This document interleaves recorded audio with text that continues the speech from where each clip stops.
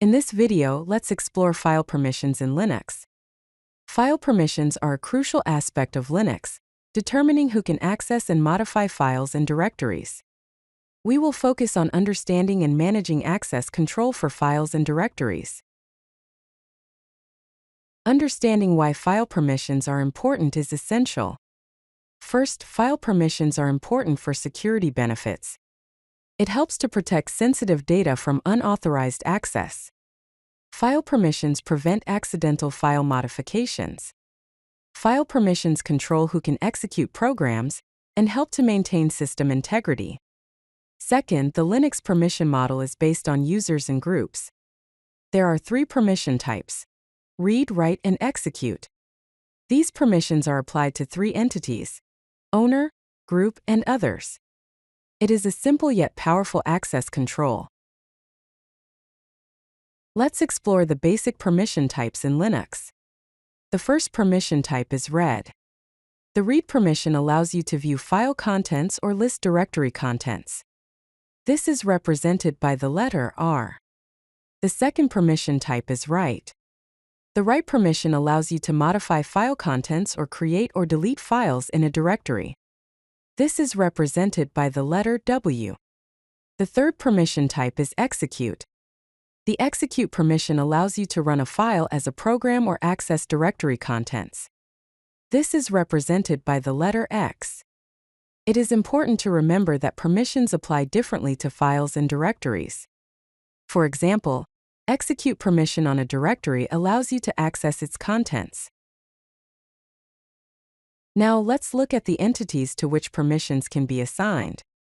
The first entity is the owner. The owner is the user who owns the file or directory. These permissions apply only to the owner of the file. The second entity is the group. The group refers to users belonging to the file's assigned group. These permissions apply to all members of the group associated with the file. The third entity is others. Others refers to all other users on the system who are not the owner or members of the group. These permissions apply to everyone else on the system. In summary, there are read, write, and execute permissions applicable to the owner, group, and others. Now let's explore how to view file permissions in Linux. The primary tool for viewing file permissions is the ls command with the L option. This command displays files and directories in a long format, showing detailed information including permissions, owner, group, size, and modification time. Here is an example of how to use it. Type ls-l. After executing this command, you will see an output similar to this. The first column shows the file type and permissions for each file or directory. Let's delve into understanding permission strings. A permission string is a series of characters that represent the permissions for a file or directory. Here is the anatomy of a permission string. It can be like this: drwxr-xr. The first position indicates the file type, where D means directory, dash means regular file, and L means symbolic link. Positions 2 through 4 indicate the owner permissions, where R means read, W means write, and X means execute. Positions 5 through 7 indicate the group permissions, where R means read, W means write, and X means execute. Positions 8 through 10 indicate permissions for others, where R means read, W means write, and X means execute. Some of the common permission patterns are -rw-r-r-r-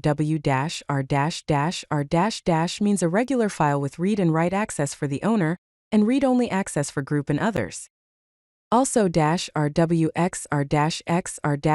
means an executable file with full access for the owner, and read and execute access for group and others.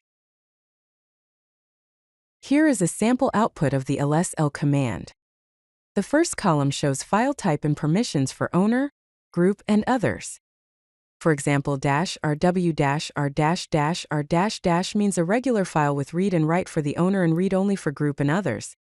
The link count is the number of hard links to the file or subdirectories in a directory. 1 means 1 hard link for files, and 2 is the minimum value for directories because of dot and double dot. Then comes the owner and group, which is the username of the file owner and the group name. Then comes the file size in bytes and the last modification date. All these things are shown by the lsl command. Let's explore special permission bits in Linux. These bits add an extra layer of control beyond the basic read, write, and execute permissions.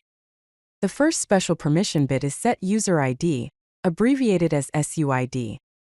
When SetUID is set on executable files, the program runs with the permissions of the file owner, rather than the user executing it. The second special permission bit is setGroupID, abbreviated as SGID. When setGroupID is set on executable files, the program runs with the permissions of the file group. On directories, new files inherit the directories group. The third special permission bit is the sticky bit. When the sticky bit is set on directories, only the file owner can delete or rename files within that directory, even if others have write permissions. You can see these special permissions in the output of the lsl command. Special permissions appear in place of the execute bit for the relevant entity, such as owner, group, and others. Here is a quick recap of what we have learned. File permissions control who can read, write, and execute files. Permissions apply to the owner, group, and others. Use lsl to view detailed file information, including permissions. Permission strings show the file type and access rights. Special permissions such as SetUID, setGroupID, and sticky bit provide advanced control. Proper permissions are essential for system security. In the next session, we'll explore how to modify file permissions with the commands chmod and chown. The command chmod changes file permissions using either numeric mode or symbolic notation. The command chown changes the owner or group of files and directories. If you like this video, hit that like button and don't forget to subscribe. Visit codelucky.com for more such useful content.